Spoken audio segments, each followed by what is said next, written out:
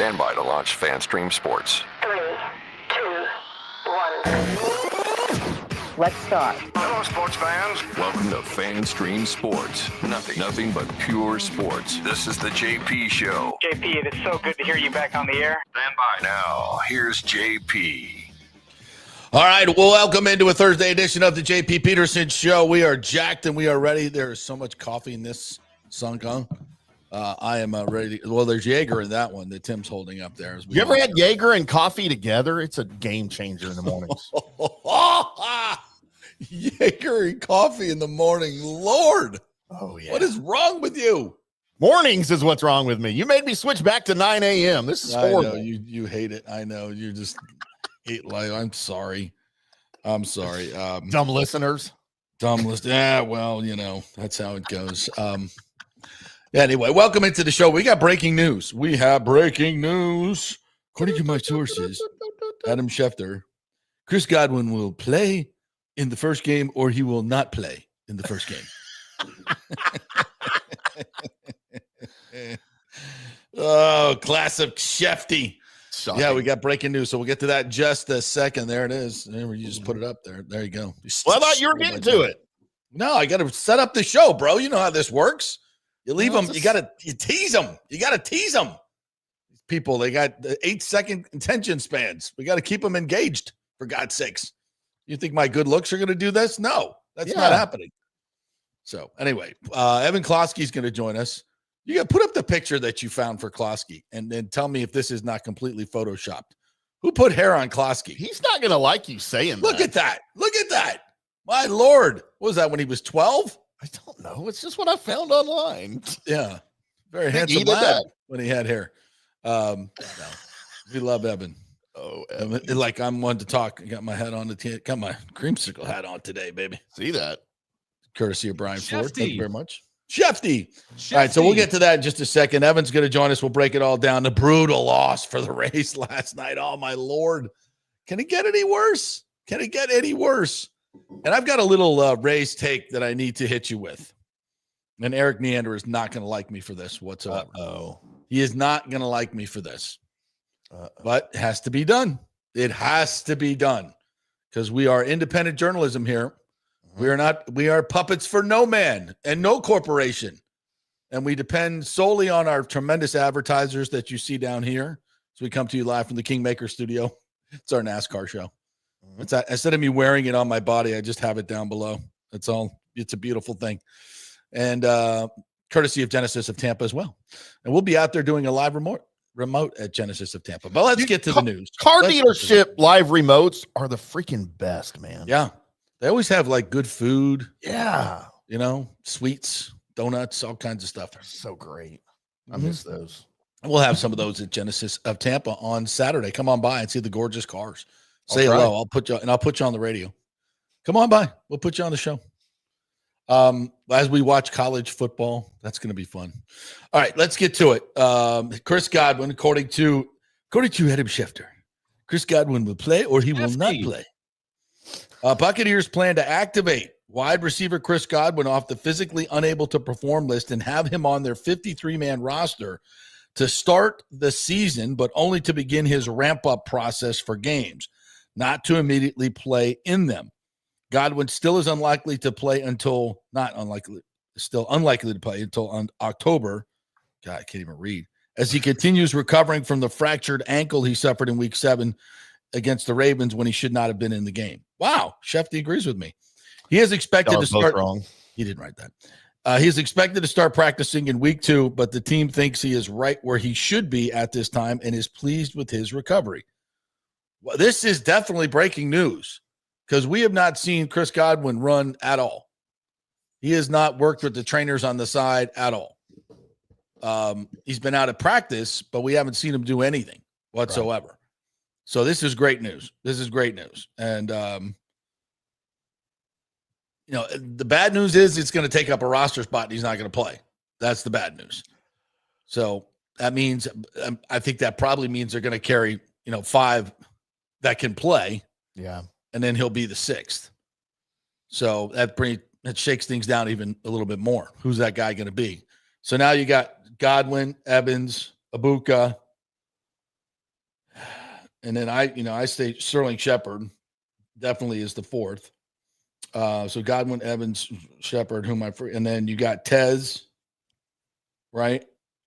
And and then J-Mac's going to be on the injured list.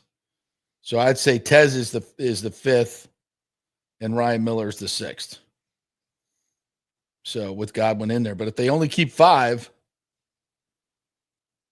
it'll be interesting. It'll be interesting. But that's good news. I did not think that Godwin was that close.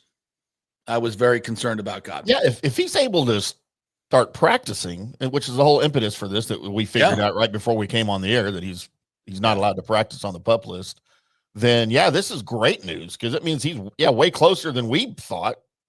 So it could, because again, like you said, nobody's seen him. Yeah. So this is great news. Yeah.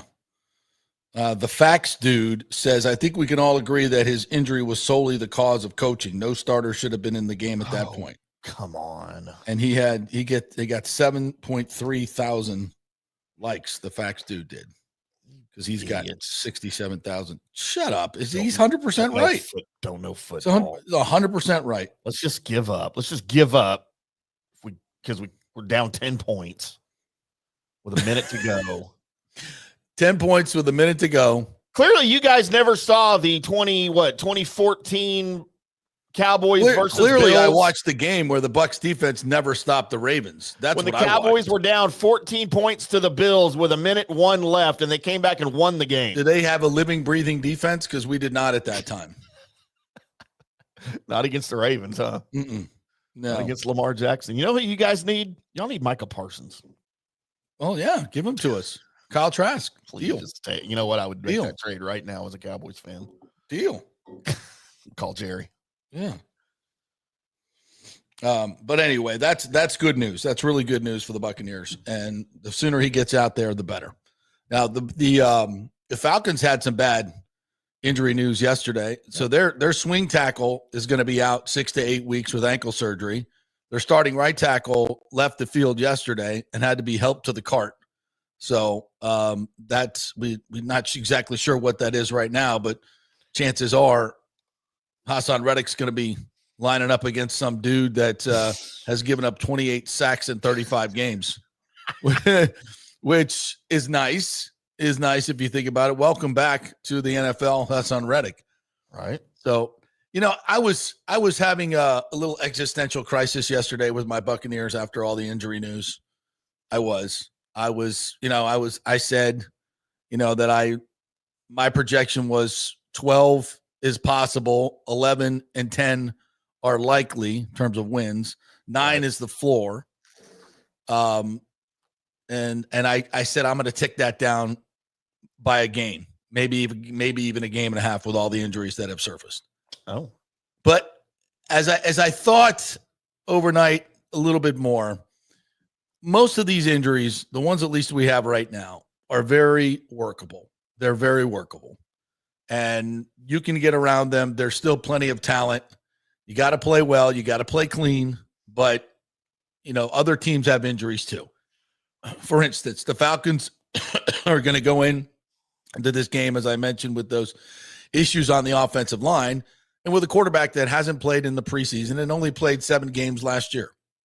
Michael Penix, I think, is going to be a good player, and we root for him because he's a local kid, but he is the Falcons quarterback, so we kind of don't. But we like him. He's a good kid. And I think he's going to be a good player, but he's not ready for prime time like Baker Mayfield is. The Bucs should not lose this game. They should not. If they are who we think they are, they should not lose this game.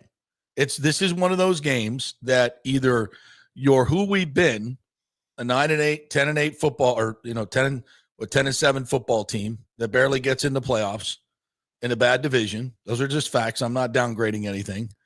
9-8, 8-9, not down. That just is what it is. Around a 500 football team, and we make the playoffs, and that's all good. Or do you want to be an elite team, which is what Baker Mayfield, Hassan Reddick, Tristan Wirfs, when I asked them this question all through training camp, they all said the same thing. We want to be an elite team. Yeah. We don't want to be, Levante told me we don't want to be a team that is going to be scratching to get in the playoffs. We want to be an elite team. We want to like be they have been the past 4 years. Exactly. That's what they have been. That's fair. Scratching, 4-7, having to big run at the end of the season to get into the playoffs and win it by a game or on a tiebreaker in a really bad division. That's who they've been. They've been a good team. They've been a winning team. That's good. They've been a playoff team. That's fantastic. But we keep it in context. They want to take the next step. They want to be an elite team. They want to be a team that's vying for the number 1 seed. And if that's who you are, you beat the Falcons week 1. You beat the brakes off the Falcons week 1. You go into their house. Mm-hmm. You go into their house. You clip their little Falcon wings, and you walk out and you say, "Take that, bitches." Caw-caw. We are now. Caw-caw, caw-caw. I don't know what a Falcon sounds like. Not that. Caw-caw, caw-caw. If it's in Atlanta, it's caw-caw, y'all. No, that's not a Falcon. Okay. No. Okay. So that's what you do. And we'll see if that's what happens. That's why week 1 is so freaking big. I cannot wait. Cannot wait for the opener. There's so much to learn about this team. They've got plenty of talent. There's some question marks. You got a new offensive coordinator. You got a new game manager, right? For Todd Bowles. Is Todd Bowles going to be calling the defense? We don't know yet. So there's some coaching question marks. But everything else, I think, is in place. And we'll see what the defense is. The defense needs to be better. But getting Godwin back sooner than later is a really, really good thing. I'm excited about that. All right, let's get great news to wake up to for sure. Yeah. And we'll talk. If you guys have Bucs questions, we can and you do. I see that in the comments. We'll get to them here in just a second. Mm-hmm. The Rays last night. Trent Grisham, no cigar. Trent Grisham leads off the game with a home run after giving up 9 dingers the night before. And Drew Rasmussen hasn't given up a home run since his beard was not red. I mean, this dude has been so freaking good. And second or third pitch, boom, Trent Grisham, home run. The Yankees hit another 5 home runs last night. And Brian Anderson, and there was one where I can't remember last time Drew Rasmussen started somebody off with a big hook. He usually goes fastball to get strike 1. A well-placed fastball or cutter to get strike 1. So he throws a big hook, right? And I'm like, wait a minute. Wait a minute. How did you know that was coming? I'm trying to remember who. Let me go back and see who hit this. I think it was Trent Grisham. Rice. No, not that one. It was the second one he gave up. Who was that to? Austin. Oh, that was no. Stanton's was the 10th. Bellinger. Was it Bellinger? No, well, I'm looking at the wrong game. My bad. Give me a second here. But anyway, point is, like, how the F did you know that was coming? Did you hear trash cans being banged on anywhere? Something's going on. 14 home runs in 2 days. And BA, who's been a pitcher in this league and been around, our analyst, our fine analyst, was like, wait a minute. And Drew had this look on his face like, how the F did you know that was coming? You jumped on that like you knew a curveball was coming. And I don't tip my pitches. And Shane Baz has not been accused of tipping his pitches as far as I know over the years. And listen, as I've been told many, many times about the comm system in the NFL, if you want to tap into it at your home field, you figure out a way. It's not that hard. Of course, the Yankees, well, they live there. That's their spring training home. They built that place. They built the electronics in that place. I don't want to make I'm not trying to make excuses. The Yankees are a great freaking team. They're a great freaking team, and they don't need to cheat. And especially Wells was the one that hit the homer is the one I think you're thinking of, by the way. Yeah. In the 5th. It's just, you raise an eyebrow. 14 home runs in 2 games, and a lot of those pitches, it looked like they knew what was coming. And Stanton, BA even said it 2 nights ago, where he was in the dugout and he was very animated, like he knew what was coming. A lot of those swings for home runs, it's like they knew what was coming. I'm not sitting here trying to make excuses for a bad baseball team, which is what the Rays are. If BA is going to talk about it, I'm watching it going, that's just different. That's just different. And especially the curveball. I'm like, come on now. How are you sitting on that with Drew Rasmussen? So whatever. They hit 14 home runs in 2 days. And almost like they knew what was coming. By the way, you realize this was the Yankees' first win in 7 tries on the road in extra innings. That is correct, sir. That is correct, sir. So a little raise of the eyebrow. I mean, some of the other Shane Baz, okay, I get it. Ian Seymour. I mean, these guys have not exactly been lights out pitchers, but Rasmussen has. And he doesn't give up home runs. So it was just a little questionable, shall we say. And I'm not saying that the Yankees are in a position where they're so desperate that they would do something like this. I'm not saying that Aaron Boone's job is just hanging by a thread. Yeah, it is. It is. The Yankees have not been great, except when they played the Rays lately. Right. They're in the fight for their life, and I think Boone's job is very much on the line. Am I wrong? I don't know. I would have fired him 6 times by now. Cashman too. But that's not what the Yankees have done. Not this leadership group. But that being said, with all the resources they have, they need to make the playoffs. And right now, the Blue Jays are the class of the division. So be that as it may. Last night was a really, really tough one. And some questions abound in this 6-4 loss. Number one, you got perfect game through 6 innings. 18 up, 18 down by the immortal Cam.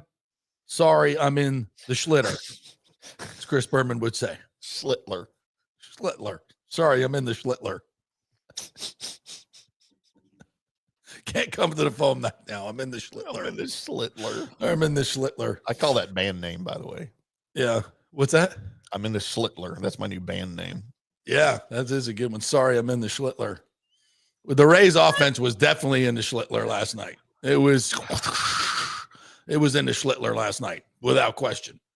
That was a dreadful first 6 innings.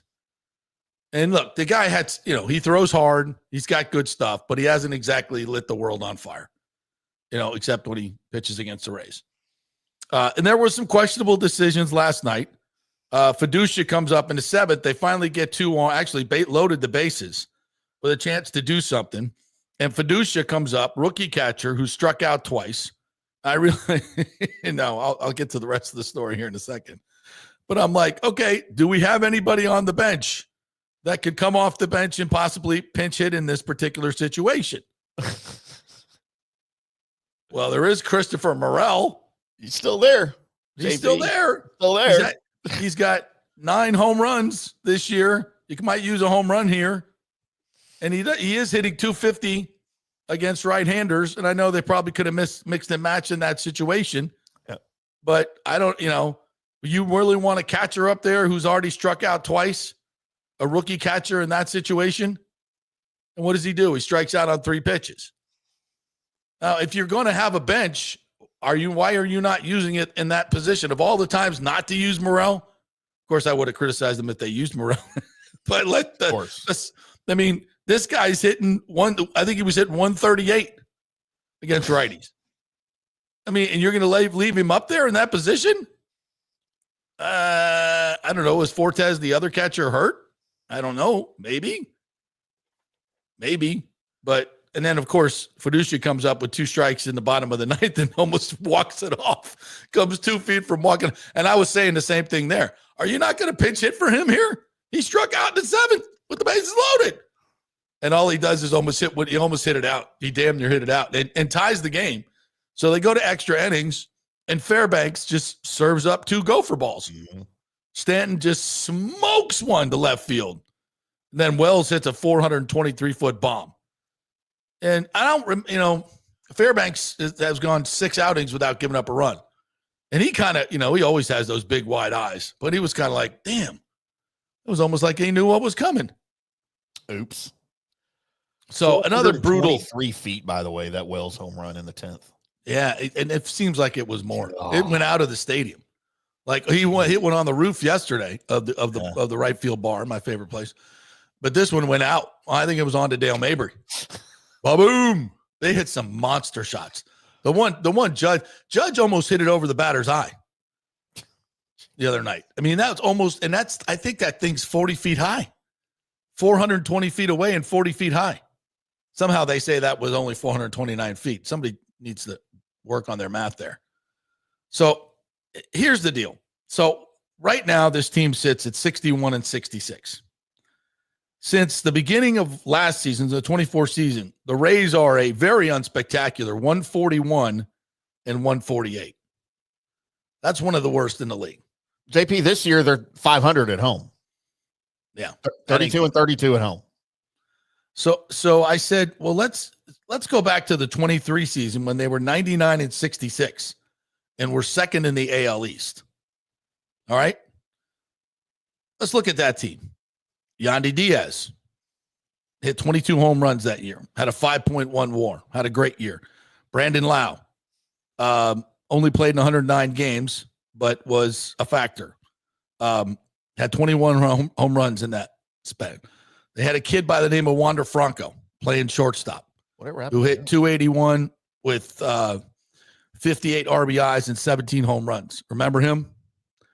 A kid playing third base named Isaac Paredes. 31 bombs, 98 RBIs. Traded. Randy Arozarena had a 3.4 WAR that year. Paredes was 4.2. Wonders was 5.4. Of course, that's not the fault of one Eric Neander. But Paredes says traded. Randy Arozarena, traded.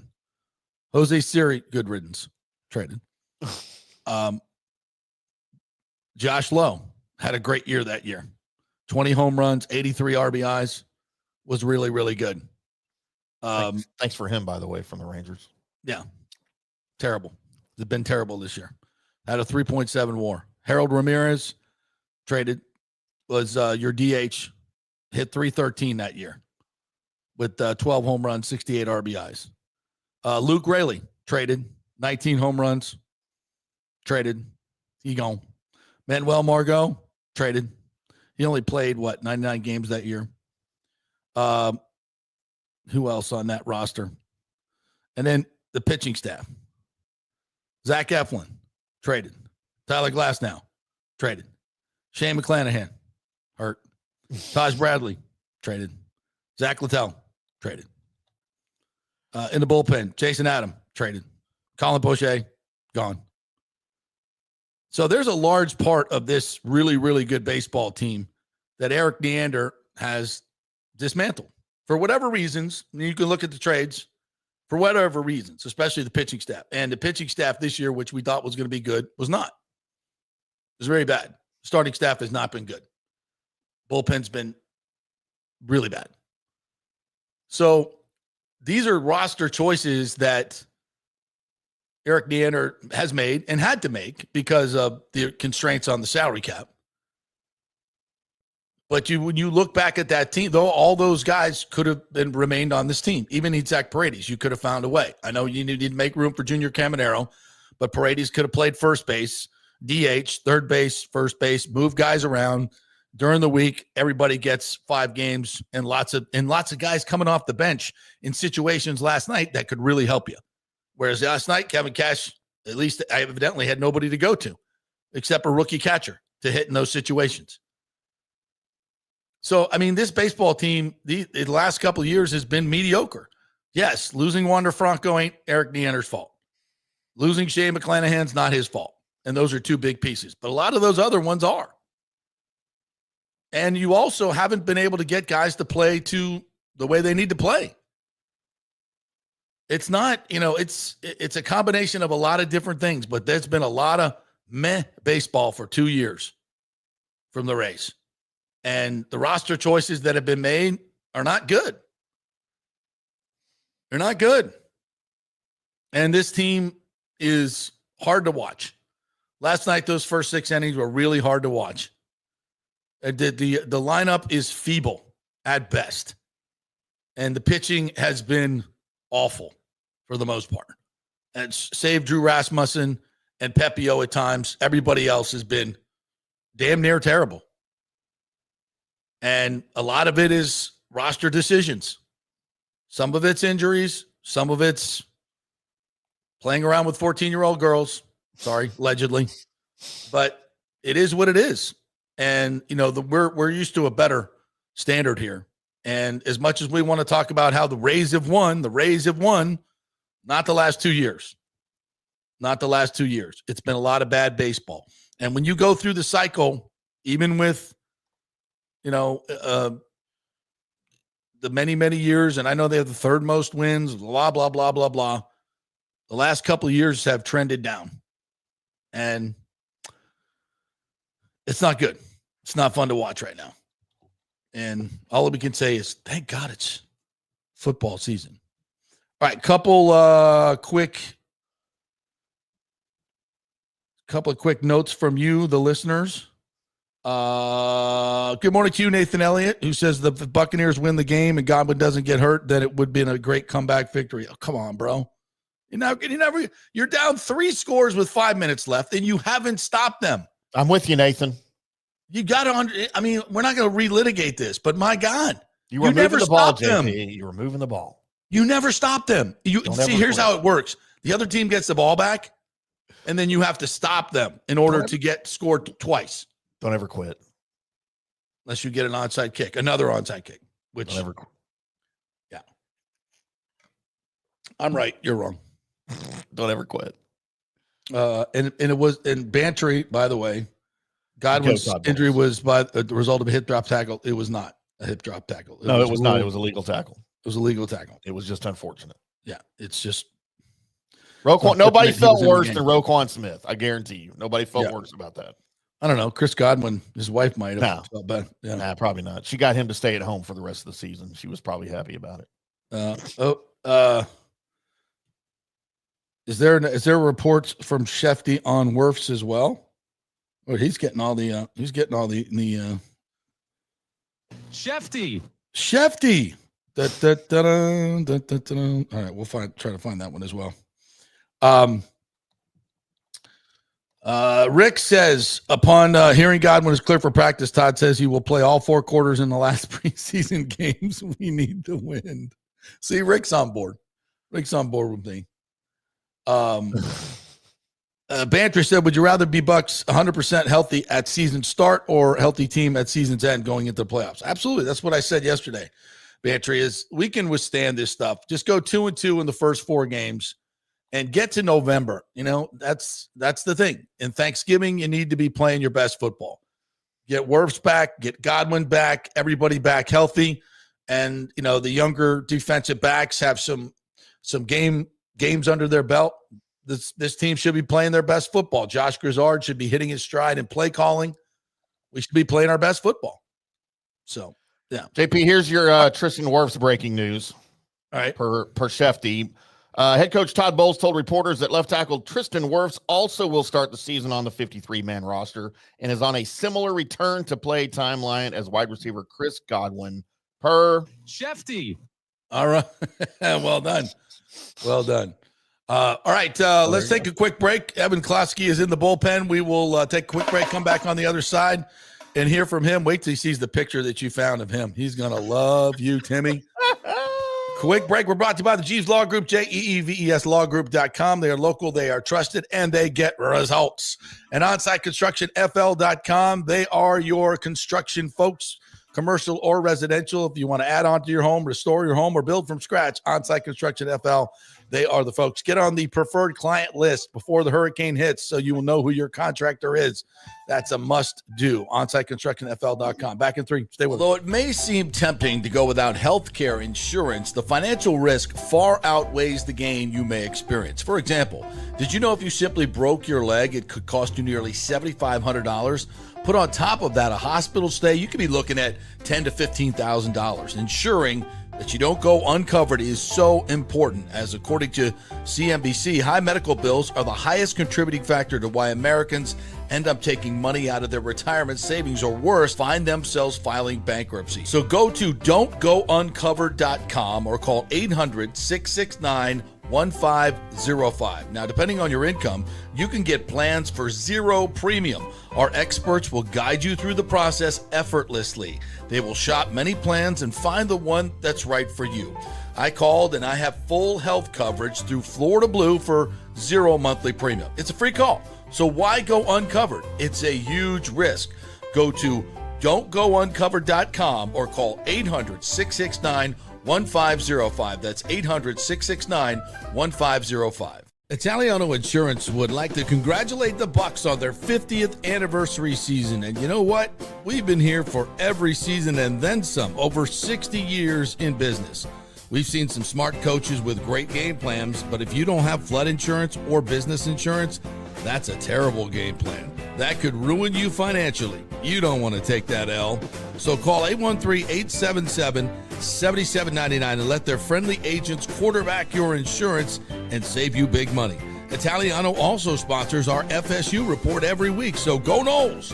813-877-7799 or go to italianoinsurance.com. JP here for Riveters, our new official sports bar and grill of the JP Peterson Show. And just like our show, no BS, no corporate chain feel, just amazing, authentic folks serving great comfort food in a casual atmosphere at unheard of prices.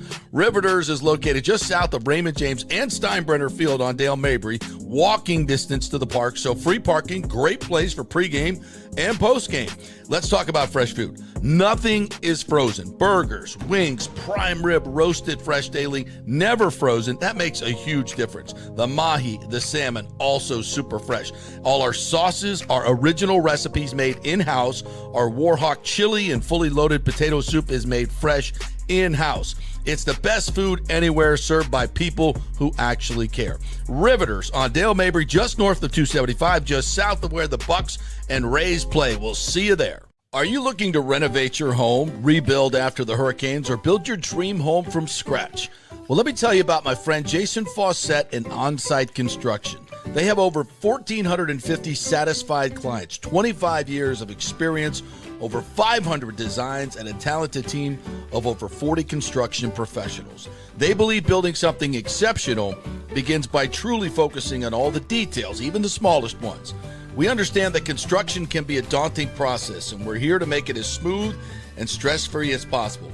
Quality is non-negotiable at On-Site Construction. We use the finest materials, employ the most skilled tradespeople, and adhere to the highest industry standards to deliver a product we're proud of and that you're going to love.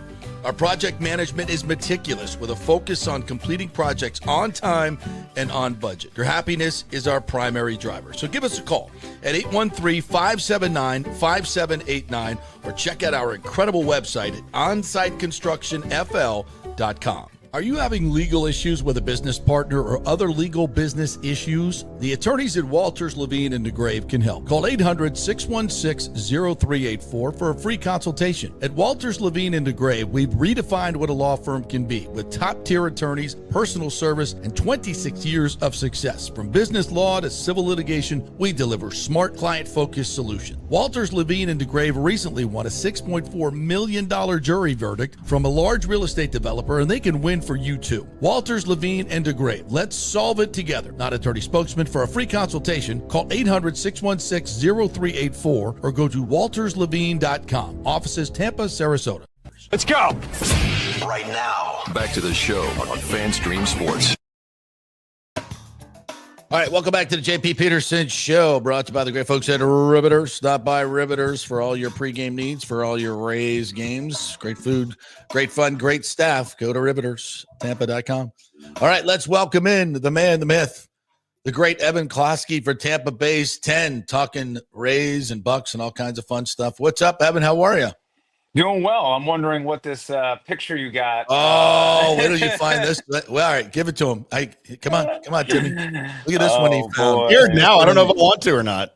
No, come on. Look at that. Oh my God! Look at that hair. Me and Spoke. Yeah, you see that hairline? I didn't have to wear like a hat. It was it's incredible. I used to have way more hair back then. Yeah, in didn't we all?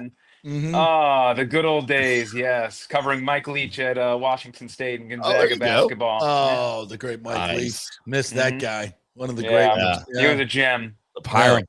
Yeah. How long did you cover him for? 4 years. 4 years. I covered him at Texas Tech, Evan. So it was one of a kind press conference. We'd all run down to Pullman. It's about like a 75-minute drive from Spokane. The guy never wanted to talk a lick of football. Nope. So by the end, by years like 3 and 4, we would just ask whatever was on our mind. Yep. Anything that was topical and relevant to pop culture, he always had an opinion on. And funny enough, his playoff system that he proposed of being like 64 teams seems like the Big Ten's on board. So right. Foreshadowing there from him. Yeah. Oh, man, what a gem. What an absolute gem. Yep. All right, so you got the news this morning that Godwin's going to be on the 53-man and Wirf's going to be on the 53-man, although neither one of them's going to play, at least in the first couple games, we don't think. What are your thoughts on that? I was a little surprised. If they're is that a good move? I mean, these roster spots are needed. Yeah, the Wirf's one.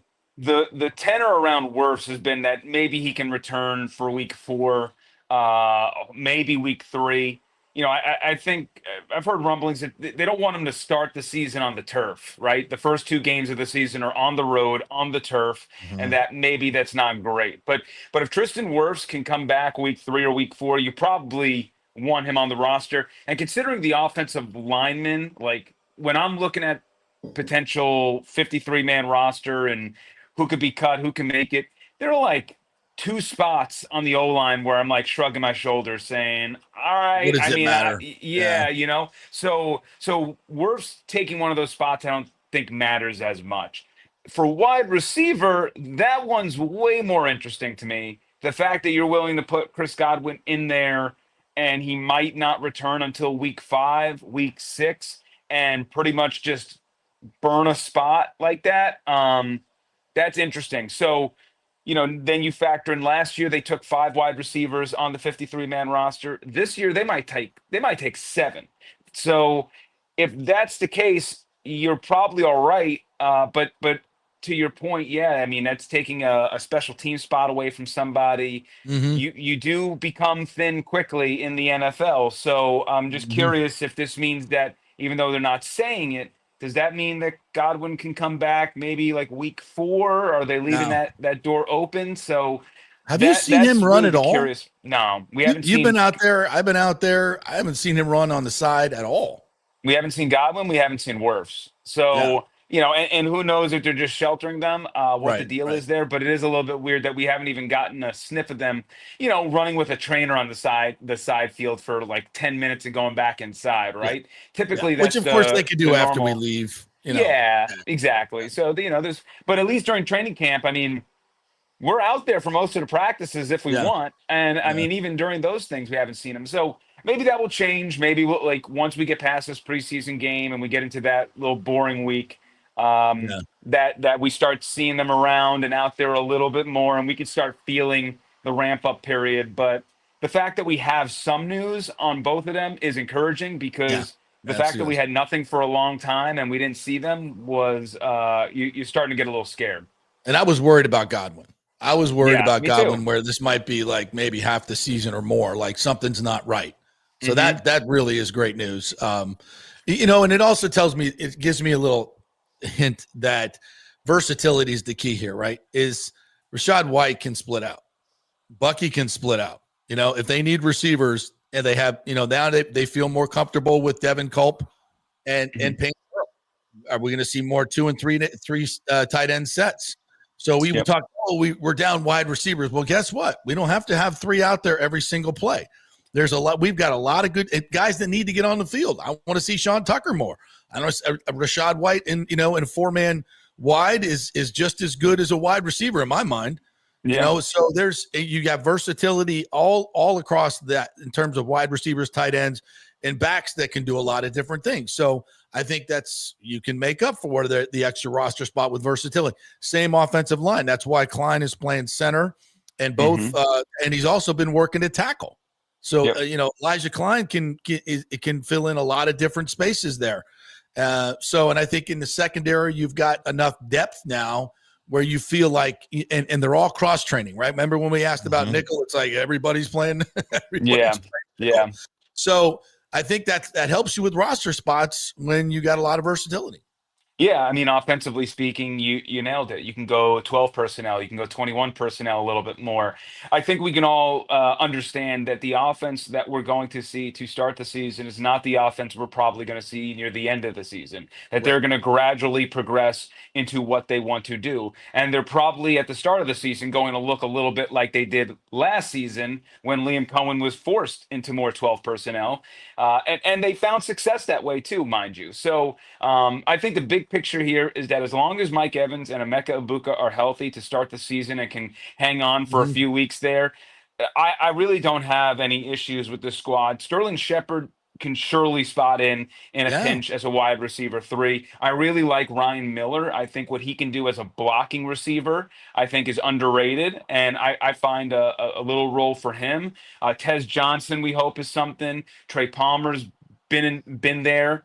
He was looking like on the outs for a while there, and he might be back in. So offensively, not too worried yet. And then defensively speaking, also Tyke's sidelined right now, but I don't envision it being anything that's going to rule him out for week 1. And I think we're just getting to the point where we're not I'm not at the panic button yet, but my hand is hovering over the button. Yeah. A couple of more injuries. Hit it yesterday a little bit. Yeah, a couple of more injuries, and the optimism is going to start to wane for me. So they're hitting their breaking point of we've gone through pretty much all the depth that we have. Yeah. And luckily Light drafted Egbuka, or else I would be full-blown panic button. So, that luxury pick turned into a necessity real quick.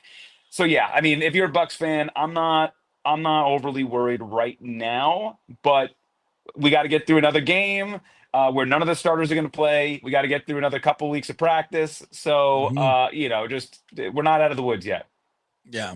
Yeah, I kind of I don't want to say hit the panic button yesterday, but I may have just touched it a little bit because you just get a little kick. It's like, okay, J-Mac now, Josh Grizzard was talking about, he's going to be a big factor in this offense. Okay, now he's gone. Godwin has always been such a driver in this offense. We know that. Wirfs is just, he just changes everything. He changes the numbers because he just wrecks people. I mean, these are really good players that make you who you are as a team. And when you just keep losing them, at some point you're not that team anymore. And so I look at the first 4 games and I'm like, okay, just get through that 2-2, get everybody back, and get to Thanksgiving. If you're a game over 500, I'm fine. The back end of the schedule is when you should be humming. And you could win. You could rip off 6 or 7 in a row and get to 11 or 12 wins. That's where this team needs to go to take the jump to be an elite team instead of one that's scratching to get into the playoffs. And I think health is going to be a big part of that. By that time, Grizzard should be really, settled in as a play caller. The defensive changes that they've made, which I love, should really be taking hold. So I still think there's a great runway here to the second half of the season where this team could be really good. Agree? And of course, and typically under Todd Bowles, the Bucs start the season well. Todd Bowles is really good in the offseason at developing a game plan for the first few games. He does it well in advance. He, you think back to last year and the game plan he had for Jared Goff in Detroit. On the road there. That was awesome. So I imagine that Todd's going to have a very slick game plan going into Atlanta, especially considering this team lost to them twice last year. And that first game, I think, is really going to set the tone of how you feel about this team. If they can go in there, win, all the fears dissipate a little bit, and you kind of give yourself a little bit of a cushion to say, okay, we just got to win one of the next three. You lose in Atlanta, you already feel like you're behind the 8 ball in the division, and then you got to go and win 2 of 3. So, for me, it's win Atlanta, and I think the rest will kind of take care of itself, and you'll get progressively healthier. But we all know that game in Atlanta is important, and I just think the injuries make it even more important to win that game and to allow yourself peace of mind that saying, hey, we're 1-0 in the division, and we got Godwin and Wirfs a week closer to coming back. Well, and that Atlanta game too, Evan, kind of sets you up for this little 4-game stretch that you've got to start the season in September, because you remain on the road in week 2 to the Texans, who probably will be favored in that game, and a primetime game, game. Exactly. We suck at. Yeah, before you head head home, and you got to face Justin Fields and the Jets, and then of course at home against the Eagles. So, look, I called it very early on a 2-2 stretch for September, but I think if you can do to the Falcons in week 1 what we know they can do to them, then you're set up really for a really good matchup against the Texans, because you got all the confidence. And it's to me, that's an important game for a full stretch of the season, not just for the division, but for the rest of the season, even against the non-division guys. Yeah. And I mean, these games are also really important to learn about Todd Bowles. Just, last year you got eviscerated by Atlanta. What are you going to do about it? I think we all remember that game in Houston a couple of years ago, just the absolute collapse at the end of that game, and the defense getting tiki torched. Carlton Davis having one of the worst games in his Buccaneers career. What are you going to do about it, right? Then you come home, you face the Jets, a team that fired you. What are you going to do about it? Then you take the Eagles, Super Bowl champions. What are you going to do about it? So it's a big, it's easy to find motivation in these games. Like that should be the easy part. So for me, I think the tough stretch for this team really comes around like that 5 to 8 pre-bye stretch, where they run into some really tough teams. So, you really just got to get to the bye week. In my opinion, big picture, 4-4. I really do believe this team can track like 2020, where you get to the bye week, you regroup, and hopefully you're firing on all cylinders afterwards, where the schedule opens up a little bit and you feel like you got, more bodies back. But, as we know, more injuries are going to happen. This is a collision sport. It's ridiculous to think that there aren't going to be more disastrous injuries coming. You just hope they aren't of the season-ending variety along the way. Yeah, and that game, that Falcons, both games last year, obviously the Bucs were scoring points. It was their defense against Kirk Cousins. Jesus. And now you look at the Falcons having probably their third offensive tackle at right tackle, Hassan Reddick. He's a big addition to this defense. We've talked a lot about him. I expect the defense to be much better against Michael Penix, who, has not played in this preseason. I mean, this is a game you should go in and win. And if you don't, I'm going to be like, all right, what are we doing here? I think the Buccaneers defense is going to be the story early in the year. I think it's going to be, you're going to see it on national headline. I wouldn't be surprised if this team started 2-0 and people go, wow, Buccaneers defense is better. They don't even have all their offensive pieces back. Could the Buccaneers be a Super Bowl contender? I already see it happening right now. So I am pretty much like, and we were all, we've been on this and we've been skeptical of the defense. Like we've been honest about it. And I'm sorry, when I see turnovers happen in OTAs, when I see turnovers happen in training camp, when I see turnovers happen in games, in preseason games, I have a tough time believing I'm not going to see turnovers happen in regular season games. I think Todd Bowles has emphasized it. They have practiced it. It has been a huge point of emphasis for this team. And I think you're going to see a lot more turnovers, and more turnovers are going to lead to more points. And that's a really good thing for this offense, considering they already generate enough points as is with the crappy defense they had to deal with last year. So, hopefully the point totals are only going down because you're milking the clock in the fourth quarter. That's what you want. You think Larry Foote called the plays last week defensively in practice and in the game. You think he's going to call the plays this year, or is Bowles going to keep it? Bowles is going to keep it. He does. Yeah, I think Bowles is going to keep it. Look, I have a sneaky suspicion that maybe this year – because he's been, because notice when he was at Pittsburgh, never even watched the defense. He was with the offense the whole time. Remember? Because after he was like, oh, I didn't watch it. I was, I'll have to go back and watch the tape. If,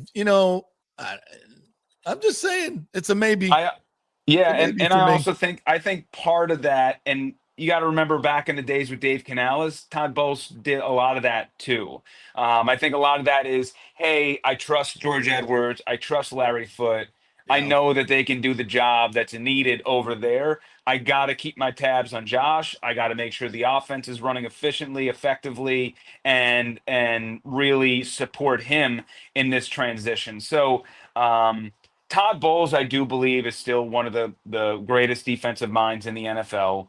I know it hasn't been pretty the last couple of seasons, but the personnel hasn't been pretty either. I think he did a bunch of things to create a high floor for this team. Maybe not necessarily a high ceiling, but certainly enough to get this team to win the division, to make it to the playoffs. I think that after last season, he recognized some faults. Typically, Bowles reinvents himself every couple of years, and I have a belief that Bowles will be better this season, and we'll see if that changes if more injuries happen and he resorts Yeah. back into the let me just slink into some soft coverage Oh, and no. figure it out from there. Because we got a bunch of injuries, but for right now to start the season, I think we'll see a little bit of a different look. All right, let's transition over to the Rays. I was saying in the monologue, they're 141 and 148 since the beginning of the 24 season. That's not good. They're 15 and 31 in their last 46. That's a long stretch of games of really, really bad baseball. Worst in the majors, by the way. Yep. And I went back to 23 and I just kind of looked at the roster. Here's the starting staff: Zach Eflin, Glasnow, McClanahan, Taj Bradley, and Zach Littell. So 4 of those guys have been traded away. One's injured. Mm-hmm. So you've made decisions in your roster that have changed this team from a 99 win team to a really bad team. Colin Poche, Jason Adam were huge parts of that bullpen. Those were guys you could have kept. Especially Jason Adam. I'm more Jason Adam. Poche is. I don't even think Poche is on a team right now. He was on the way down. They were good. Poche was good in the Rays uniform, that's for sure. But Jason Adams been really good. And then you had Wander Franco, who had a 5.4 WAR that year. That's certainly not a Neander deal. Yeah. And then Paredes. I know you needed to find room for Junior. But we still are looking for a first baseman. He could have played first, third, DH. You could have found a way. Just not happy with how that all turned out. Randy, obviously gone. Harold Ramirez was the DH that year. Luke Raley had 19 bombs that year. It was just a different team. And a lot of these are just roster decisions. Some of them are bad luck. Some are bad behavior. We want to give Neander all the credit in the world, and we also know that he's working with both of his arms tied behind his back, and when you just can't add any meaningful salary. So how do you look at the last 2 years of this team, this organization, and square this? Well, for the number one, and it really does always come back to this, is Wander Franco. Yeah, it's huge. Blanked this team, just like big old. Him and McClanahan. McClanahan. At least injuries happen, and for 3 years is really, or 2 years really important. Really sucks. But Wander, there aren't replacements for Wander, especially for a franchise that had him locked in for 11 years at a ridiculous deal and a ridiculous price. So this was a guy, his final season with the Rays, I think I had like a 5 WAR or was projected 5.4. Yeah, I'm looking at it right now. And that's Wander wasn't just a 5-tool player and an amazing bat. He was one of the best defensive shortstops in the league. And everyone complains about Taylor Walls. Taylor Walls was never supposed to be anything more than a backup, and he was going to be gone. It was never supposed to be this way. And Wander was always going to be the centralized focus on this team, and everyone gravitated around him. And you had Wander, and then you would have had Junior at third, and everything would have made this team into a little bit of a juggernaut. And then if they would have had Wander, they would have had Junior come up eventually, then you would have seen this team be more aggressive, because now projections are saying, hey, we're a damn good team. we can push the envelope a little bit and trade a little bit more and make some things happen. Now, they wouldn't have been spending tons of money on free agents. That's never going to happen. But they would have maybe made some other moves to push them into a different path. Like maybe they would have kept Randy. There are different things that they could have done if the on paper projections of this team were better, and Wander stripped them of that. So you mentioned Luke Raley. Well, when Wander went away, they needed a shortstop utility option to fix that. They had to trade Raley away for Jose Caballero to just fulfill that need in the short term. I don't think they wanted to trade Raley, but they needed something, and so that was a move out of necessity that spawned from Wander. Paredes, I understand the process. It was a bad trade because of how it turned out. I actually still am a fan of Ty Johnson, who was the prospect in that deal. Hunter Biggie got hurt, and he should return next season in the bullpen, which will be huge. But he's still an unknown as far as a bullpen arm goes. And the whole point was in the deal, you were going to take everything that Paredes did, move it to the outfield with Morel, and it just failed. And that was a risk that the Rays took. And I've done it before. I can tell you all the reasons why they've done it. It didn't work, and it hasn't worked. So that was a bad part of the calculus. And you mentioned Paredes could have moved the first. If you moved Paredes to first, then Aranda probably would have been gone, and we all would have been like, man, Miranda needed a chance because Diaz is the DH, and they need him there to protect his health because he was getting injured for a stint there playing in the field too often. So, Paredes was stuck. My problem isn't trading Paredes. It's the fact that I think they took too much. Yeah. They took too much of a risk. This guy was good. He was really good. And you took a project in return instead of getting someone who was a bona fide. You don't trade a guy that piece you have control over that's hitting 30 bombs. You just don't. Yeah, you got to find a way.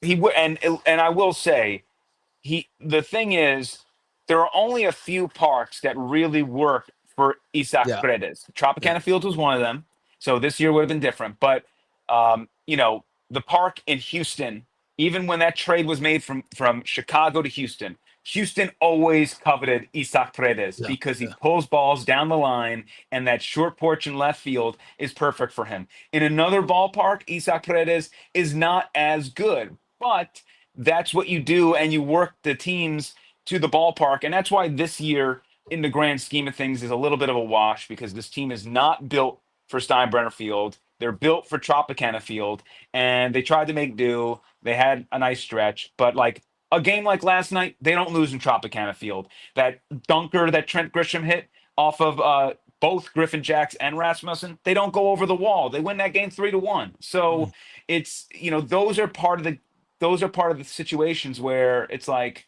you enter the season, that you don't have a team really built well for your home ballpark, and you try to make it happen. So there's a lot of things in the cauldron.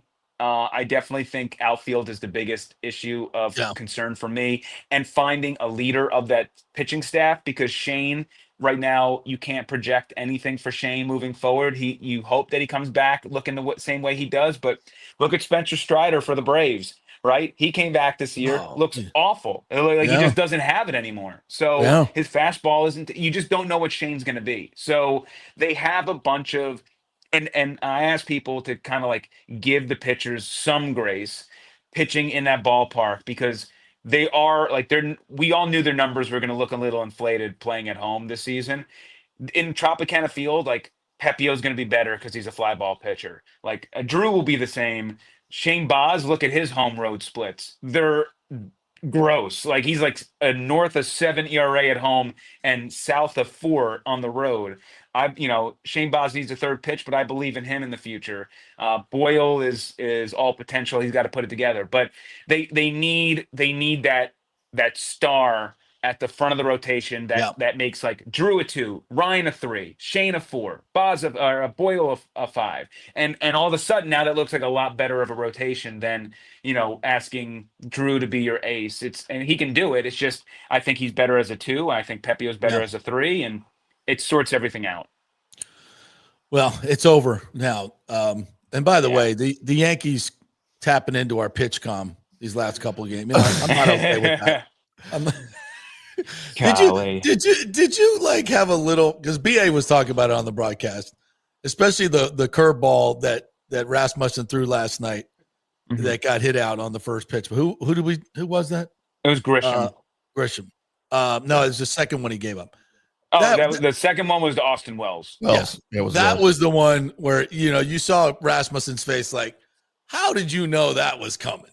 Because it's a little weird. Anyway. I think there's some I think in baseball also there's got to be some self-scouting done when they hit that many home runs off of you. And look, they hit 14 home runs in 2 days. I think three or four of them were of the Mickey Mouse variety, but still 10 home runs off of you. You have to go back and wonder what are we doing? What do they have on us? And not necessarily from a pitch comm standpoint, but are we tipping pitches? Are we sequencing a certain way? Yeah. Our team's just sitting on this because we know we're going to throw with the Rays, when you throw as many strikes as they do, you're going to give up home runs. Yeah, especially early in the count to good hitting teams.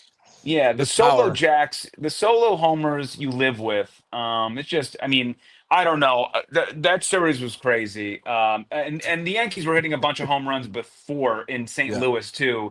They're just a team that was, they were dead in the water for like 5 weeks. The Rays played them in that stretch, lost 3 of 4 because the Rays blew a couple of them. Yep. And now the Yankees are climbing and they're having a positive regression, which we all expected them to have considering the lineup they have. Yeah, fantastic. It'll be interesting to see how they finish the season and what happens with that team. All right, and what's going on in the sports department there? What are you guys working on? Hey, before we get to what's happening with Evan in his sports department, we have to ask Evan for his prediction on a week from Saturday, the big game at the Horseshoe. Yeah, I'm going to go Ohio State. Am I confident in it? You think? I'm going to be there. By the way, I'm going to be there for Ohio State, Texas. Nice. I think my heart says Ohio State. My head says Texas is going to win that game. It's going to be really tough. I think first game of the season, they're going to have a lot of mojo in that building. National championship banner will be dropped. So you have some things working for you, but Ohio State lost a lot. So did Texas to a degree, but Texas, they're the team that lost last year in the playoffs. Yep. They have Arch Manning. He's kind of been there a little bit. Julian Sayin, not so much. That's a big environment to step in for your first game. Jeremiah Smith is going to get bracketed. You need Tate. You need some of these other receivers to step up around you.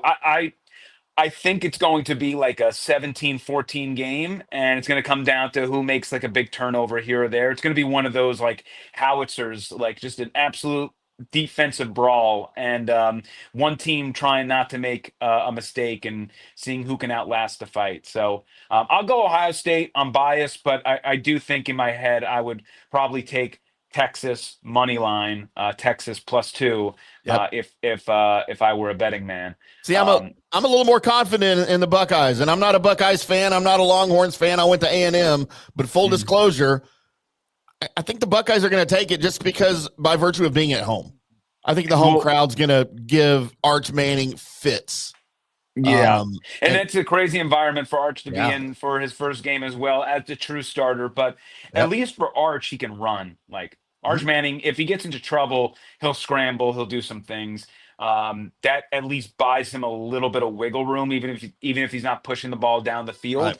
So, does that mean that Texas gets an extra field goal here or there? I don't know. But, Arch is also, great loins. He's had a lot of eyeballs on him for many years now.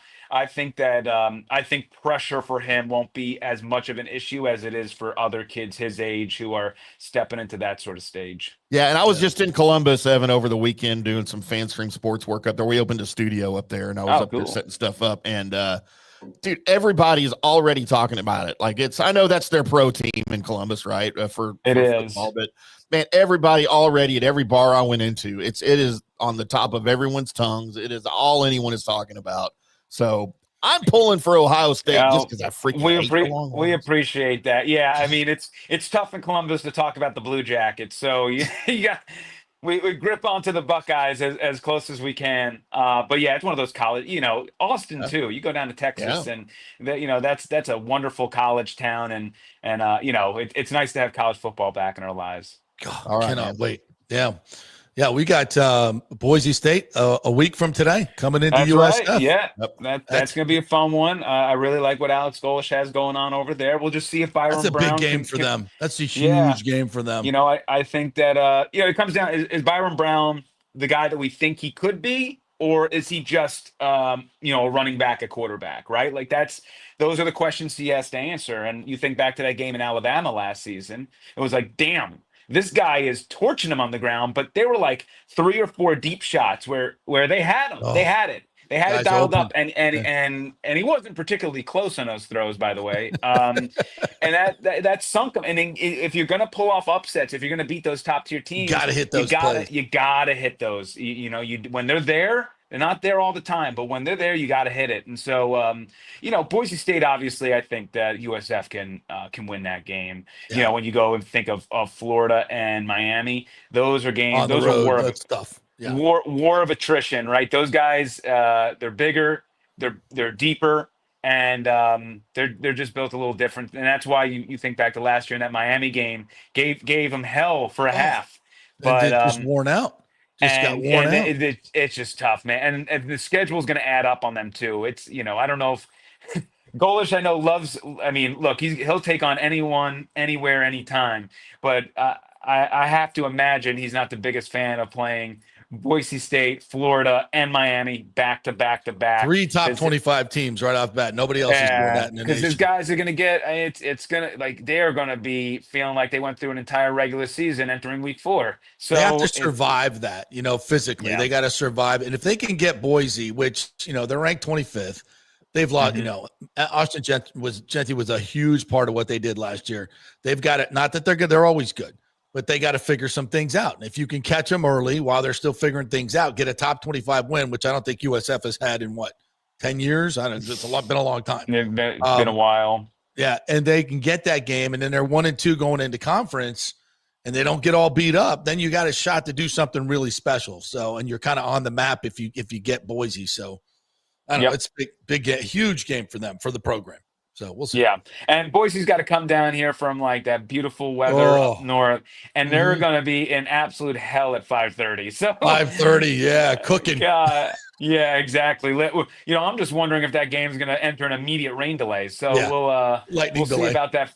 We'll see about that 5:30 kickoff time. But if they can get that game off on time, and with the sun being what it is, man, good luck for that team not pooping out in the second half. Yeah. Absolutely. Nice. All right, partner. Great stuff. What's going on at 10? We have the Ultimate Florida Sports Show that we do every Thursday on 10 Tampa Bay Plus. We talk all things Buccaneers. I mean, I do it with our friends up there in Jacksonville. So we talk some Jags and mention some Dolphins. We'll talk Anthony Richardson getting benched and all this stuff. We got some fun cooking there. You can always watch my sportscast on 10 Tampa Bay Plus as well. And very soon we will be starting the blitz up, entering that Atlanta Falcons game. So in a couple of weeks, we'll do our pregame show. It's about 12 minutes, all devoted to Bucs content, preparing you for the game happening that weekend or that Monday. Awesome stuff. Thanks, Evan. Best in the business. Appreciate you, man. Appreciate you, man, as always. See you, Evan. Right, see you. Evan Closky right there. We got football season is here. Like a week from today, we'll be at USF Boise, which is a huge game for them. I'm just so anxious to see what this Bulls team looks like. They're year 3 for Golish. The talent level is way better than it's been, especially up front. It's gonna be fun. And we will be talking a lot of USF next week. Do you realize on Thursday, a week from today? Now, of course, we know the schedule is kicked off this Saturday. Yeah, especially out in Dublin. But on Thursday, there are 17 college football games scheduled on Thursday night. That's a lot for a Thursday, right? Like, I know but good Lord. Everybody wants to get the jump. Everybody wants to get the jump. And we got there's more than just we got a few games for week 0, right? It's just not Farmageddon. Or is it? Yeah, Idaho State, UNLV, Fresno State, Kansas, Sam Houston in Western Kentucky, and Stanford in Hawaii. Stanford in Hawaii. Oh, Andrew Luck, the new GM. Yeah. At Stanford. Maybe he can play quarterback too. See any eligibility left. All right, we'll take a quick break, come back on the other side and get to your comments, children. Tim's got his SEC preview coming up. I'm very much looking forward to that. So am I. As we look at the SEC. You too? Yeah, I'm looking forward to that. It's going to be awesome.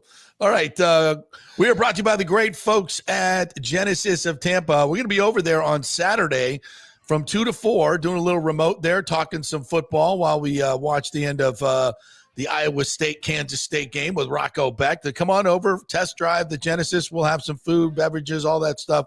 We'll have some fun for you right there. 801 Bears Avenue, Genesis of Tampa. Great car. Just got to get in one, drive one, do a test drive. You will absolutely have to have one. They're fabulous cars. Genesis of Tampa, new dealership right there. We will be there from 2 to 4. We'll be doing the show. Come by and say hello. Get some FanStream Sports swag. We'll give you some hats. We got some, get some shirts. We got some of those to give out. So come on by and join us. Back at 3. Stay with us. Although it may seem from I do to I still do, the Golden Diamond Source is there for every special moment in your lives and mine. JP here for the Golden Diamond Source. I bought my engagement ring there, and so did my co-host Nick. Great experience. And no matter what your budget is, they will guide you from your first diamond purchase to upgrading your Golden Diamond Source diamond at 100% of its value for a bigger, better diamond. That's awesome. 100% of your diamond's value. You can't get that anywhere else. Enjoy their beautiful, relaxing bridal salon and select from the most extensive collection of diamond engagement rings, anniversary rings, and wedding bands. Julie and Steve Weintraub have always told me that they want to be your family jeweler, and that has been true for me, from special presents like birthstone pendants, tennis bracelets, even diamond studs. They have it all in one place. So if you want her to say I do or I still do, be sure to choose a diamond from the Golden Diamond Source, 3800 Olmerton Road, always online at thegoldendiamondsource.com. Getting old is inevitable, but feeling and looking old is avoidable. If you're feeling run down, your workout sucks, or your sexual libido is not what it used to be, check out Bay Area Modern Medical Center. That happened to me a few years ago, and I found out I had the testosterone level of a second-grade girl. That's not good. Our food, environment, and stress can cause your T levels to drop. Bay Area Modern Medical Center can help, and they are different. They offer customized hormone replacement for both men and women. Christopher Lugo and his medical staff can help you restore your energy, your sex drive, and your feelings of well-being. It was a total game changer for me. I have way more energy, lost 30 pounds, and I'm performing better in all areas of my life.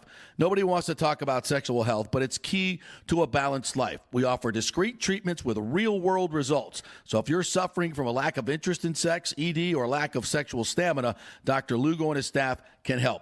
Take your health care to the next level at Bay Area Modern Medical Center, 844-977-3477 or BAMMC.com. JP here for the Jeeves Law Group and my man Scott Jeeves, who lives right here and has long been a highly respected member of our community. He's a proud sponsor of the Tampa Riverwalk. Jeeves Law Group is also a proud sponsor of our Grand Central District in St. Pete and has neighborhood events throughout the year. He has an office on Central Avenue in St. Pete and one on South Howard in Tampa. You can't get more local than that. So when you need an attorney, are you going to hire some huge firm that advertises all over the state, or the one that supports your favorite sports show? It's the Jeeves Law Group. We're local, we're trusted, and we get results. For personal injury and personal attention, call us for a free case evaluation. That's 8889-JEEVES. That's 8889-JEEVES. With this record heat in Tampa Bay, you better have your AC unit running at peak efficiency. Third Generation Plumbing installs the best American standard AC units. Our split systems offer the highest efficiency available while reducing energy bills and maximizing comfort. That's why Third Generation Plumbing trusts American standard air conditioning, built to last, made to perform. Whether it's a new install or an emergency repair, our family-owned team brings 3 generations of trusted service to your home, now with the unmatched reliability of American Standard. Plumbing or cooling, we've got Tampa covered. Call Third Generation Plumbing today, 813-961-8024, or go to thirdgenerationplumbing.com. And we also do AC. Ciao, Paolo Tini here, owner of Caffè Paradiso, voted number 3 People's Choice Award on Open Table. I want to thank all our loyal family of customers that have been enjoying our great traditional Italian dishes we make from scratch every day. It's a great family story we're proud of. Our family moved from Rimini, Italy in 1984. My dad, Caesar, started Donatello, and that's where I got the start in the restaurant business. I started Caffè Paradiso on South McDill in 1995, and we've been there ever since. From our traditional ossobuco, a veal slow roast for 4 hours, to our daily fresh catch, the Gruppo Paradiso, with a piccata sauce and lobster claw meat, homemade pasta like lasagna, farfalle salchicha, which is a bow tie pasta homemade with fresh sausage. Hold on a minute, JP's favorite. I love it. So come and have a glass of wine with me on South McDill. Get a reservation on Open Table and see all our 5-star reviews. Ciao, see you soon at Paradiso. Let's go. Right now, back to the show on FanStream Sports. All right, welcome back to the JP Peterson Show, brought to you by the Golden Diamond Source. Great time to head on over there and buy that diamond you've been waiting for. Go ahead and ask her. Football season, get it over with before football season starts. Then you'll have a whole football season where she'll be bringing you nachos and all your favorite foods because Beer. she's soon to be your wife. Go get me a drink. What are you doing? Make me a sandwich. Taking you back to your mom's. Mm-hmm.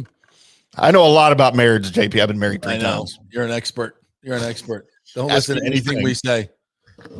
Treat her like gold. You make the nachos. You get her a drink. That's what you should be doing. Seems like crazy talk right there. And get her a ring at the Golden Diamond Source. Great staff over there. Great folks. They're not going to try to talk you into something you don't need. They've got 0% financing. And, of course, they have the Diamond Savings Account. So whatever you get, you can bring it back and upgrade it for 100% of what you paid. Try finding that anywhere else. It's the Golden Diamond Source at goldendiamond.com. All right, couple other notes from this morning's press conference, courtesy of the great Greg Auman at Greg Auman on the Twitter machine, AUMAN. I liked him with the Allman Brothers band. He was good. He was great. Yeah, with the Dickie Betts and the boys. Yeah, absolutely. Bowles said Kyle Trask will probably start Saturday's game at quarterback, and then we'll go from there. Said it's possible they can only carry 2 quarterbacks on to 53. And those decisions can change based on injuries at other positions. Mm-hmm. Huh. Does that mean Teddy's number 2? You don't want to get him hurt? Interesting. No. It's interesting. So, yeah, they've got some decisions to make. No question about it. They've got decisions to make. But the good news is, in case you missed it, Wirfs and Godwin will both be on the 53-man roster to start the season. And Godwin will be ramping up in practice and start practicing week 1 or 2, which is great news. And Wirfs could be back sooner than later. We just don't know how he's progressing. But I think probably not playing on the carpet the first 2 weeks and come back for week 3 at home is probably what you might expect there. So we shall see. Nobody's going to play. No starters are going to play against Buffalo on Saturday night.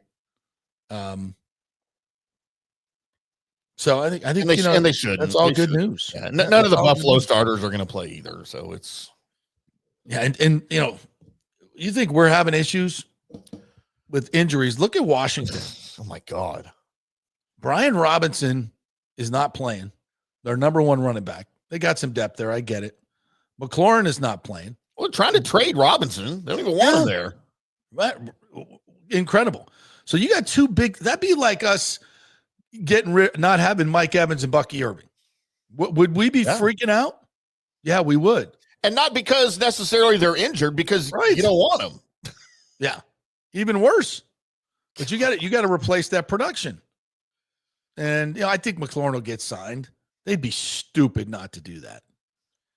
I mean, come on.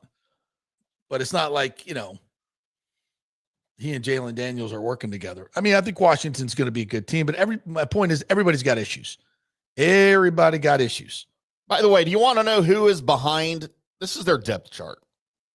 Obviously, you just got Deebo Samuel. All right, so he's opposite Terry McLaurin, which, by the way, with both of them, that's a pretty stout receiving core with Noah Brown also in there, but Noah Brown's hurt. You got Luke McCaffrey, Christian's brother, who's mainly a kick returner, but he is second on the depth chart behind McLaurin. So that means either Luke McCaffrey or KJ Osborne moves into the starting role opposite Deebo Samuel and Noah Brown. Then you got Michael Gallup, the retired Cowboy, who has no knee. Yeah. And Jacoby Jones. They're a mess without Terry McLaurin. I don't understand what they're doing over there. Yeah, he knows he's got leverage, big time leverage. And with the new group, with all the money, he'll get his money, but they're going to overpay for him. They're going to overpay for him. You know, we think we may, you know, every deal that goes down, we look at Mike Evans' deal and Godwin's deal and go, whoo. And now you got to book up for 5 years on a rookie contract. That's pretty good there, Jason. Well, look, I know that Hassan Reddick's a big question mark at this point, kind of for most people. Big question mark. Well, as far as we don't know what his production's going to be, especially based on last year. Well, no, we think we know, right? Like we're confident. I am, but there's a contingent of people who like we don't know. But it just makes that contract with Reddick just look so sweet, right? Because we know we're going to get 7, 8, 9, 10 sacks out of him, right? Like, that's what we know. For $14 million. For $14 million. Yeah. Now, listen, I'd love to have Trey Hendrickson, but I ain't paying him $40 million. I don't even want to pay Micah $35 million. It's not. I mean, I know the cap's going up every year, but you got to be. For the Bucs, it just doesn't work on so many levels. Yeah. You know, and so I would love to have him playing here, obviously, but you just can't do it because, you know, you're telling guys like Mike Evans, you know, who took less money to stay here and not play in Kansas City where he was close to playing, or Houston where he was close to going. Yeah. Especially Baker Mayfield's taking less money. Now you're going to throw $40 million at a 31-year-old defensive end. No, for 4 years. No, it just doesn't work. It doesn't work. So he can get you 17 sacks instead of maybe 11 that Hassan's going to get you. It's not worth it. It's just not worth it.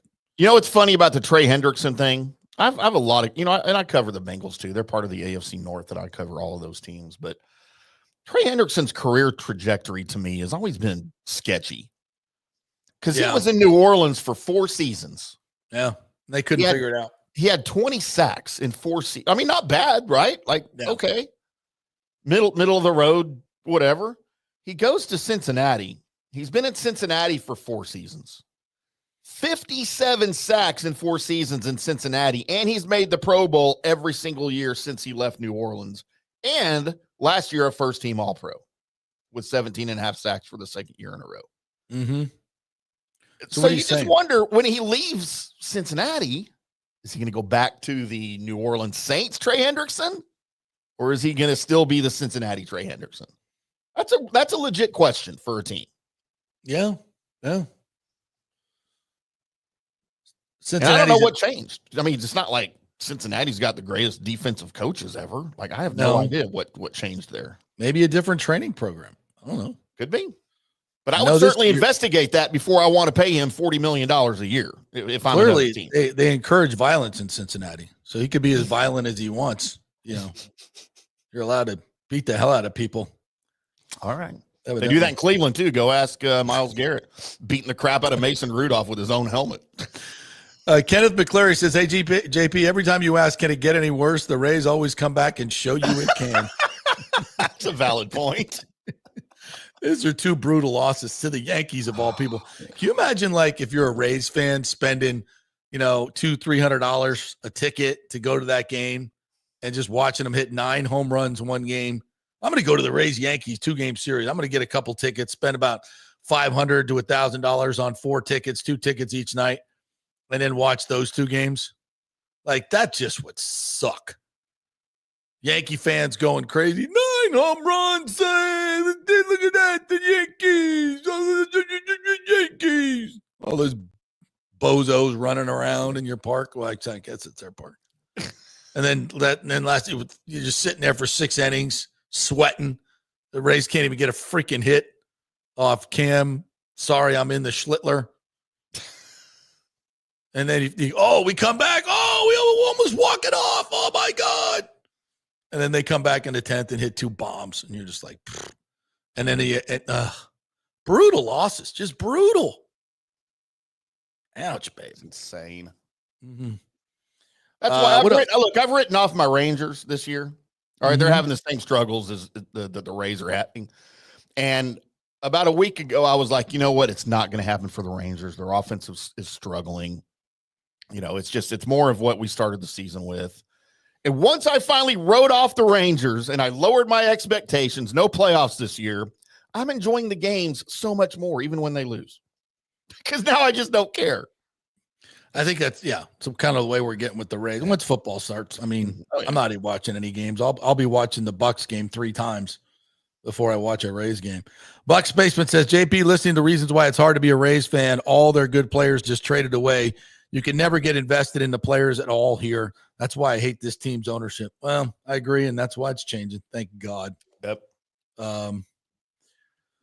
The Falcons were beating the Patriots 28-3, says Nathan Elliott. Oh my God, are we really going to do this? Why are we going back to this, Nathan? Because he's trying to make some type of argument that Godwin should have been. Oh, in the game. yeah. You know what the Falcons were doing in that game, Nathan? Playing defense. I'm with you, Nathan.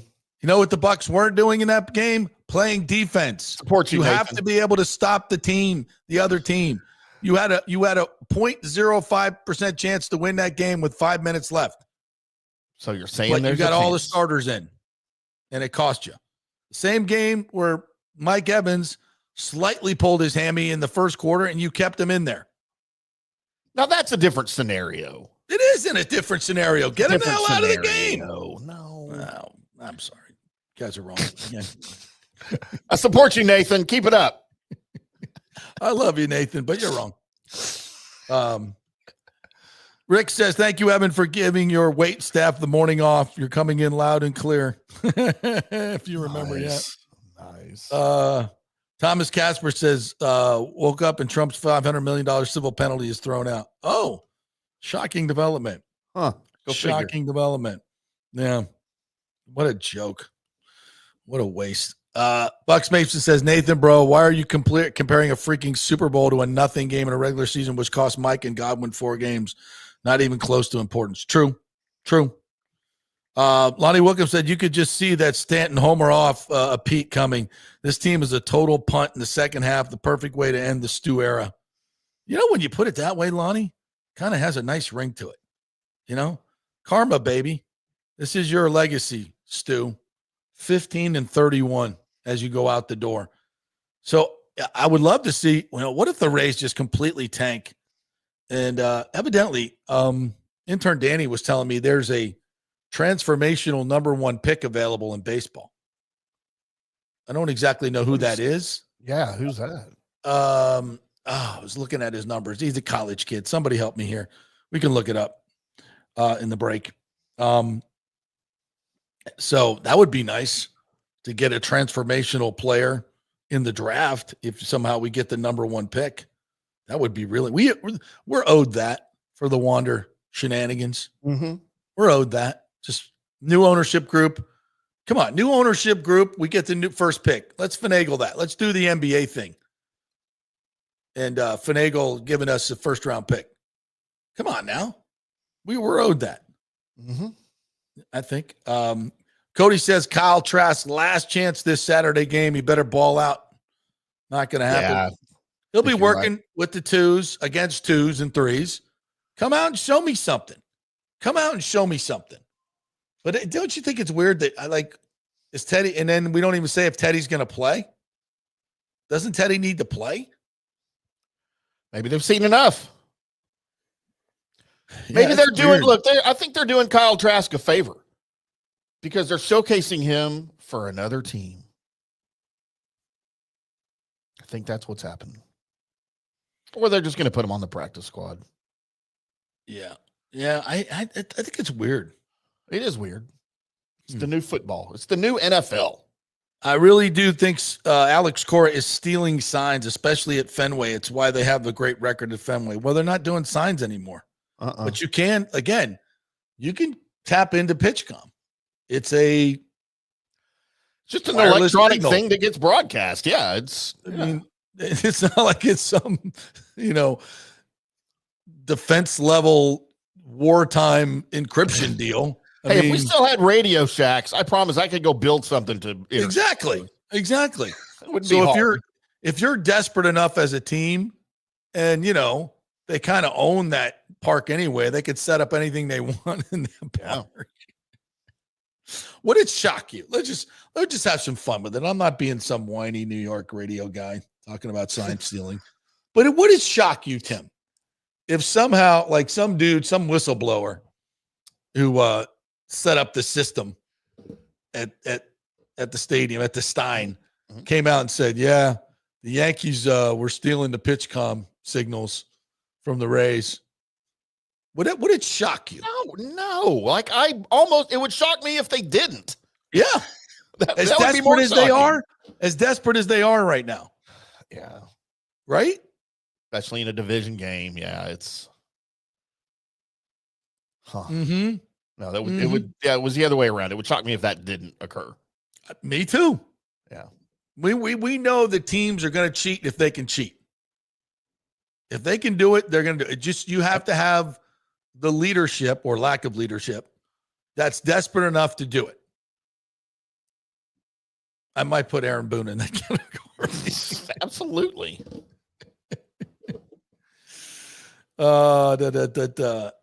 Rick says the Rays draft #1 stud of all time and then announce he has elbow tenderness. We know how this movie ends. Oh, Lord.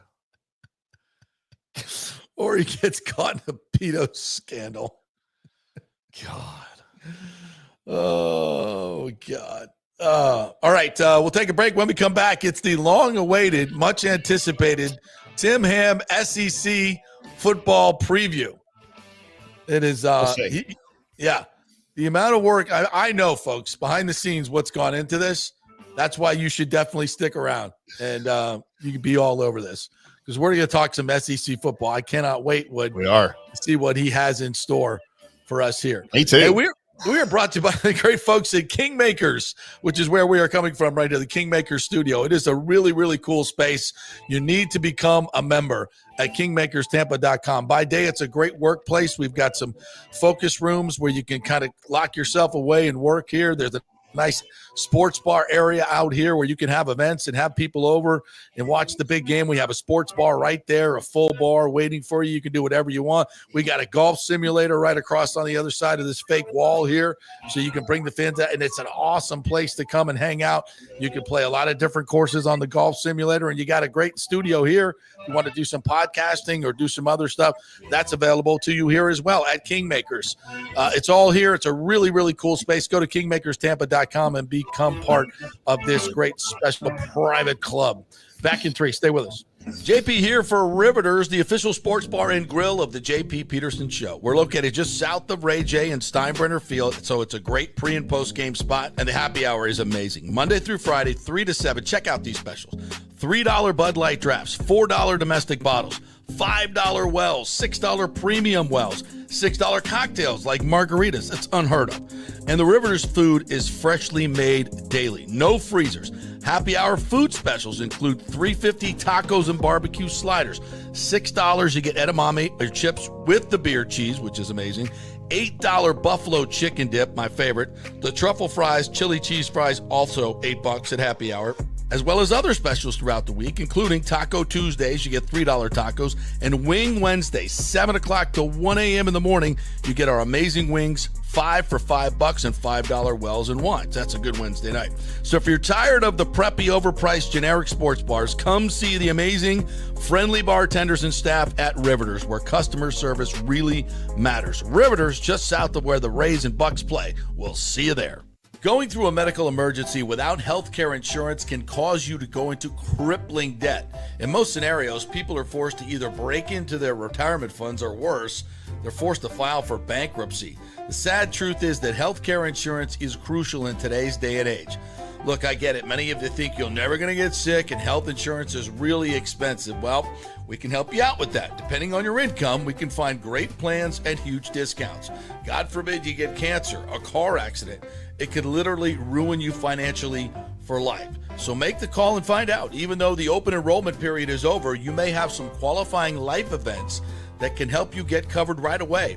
It can be very complicated, a very intimidating process, but we can help. Go to our website and check out all the 5-star reviews about our helpful agents. Go to don'tgouncovered.com or call 800-669-1505. That's 800-669-1505. Italiano Insurance would like to congratulate the Bucs on their 50th anniversary season. And you know what? We've been here for every season and then some, over 60 years in business.